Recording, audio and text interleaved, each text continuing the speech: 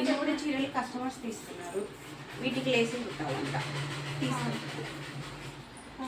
Matching green వచ్చేసి ఓకేనా, ఇది బాగానే ఉంటుంది, కానీ అది బాగుంటుంది. దీనికి రెడ్ వేసేద్దాం.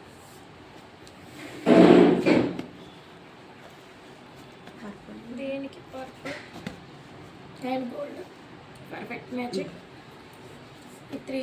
ఈ మూడింటికి వేసేయండి. బ్లౌజులు మోడల్స్ చెప్పిల్లా చెప్పారక్క. ఓకే రైట్, చేద్దాము. నేను ఇప్పుడు చూస్తాను.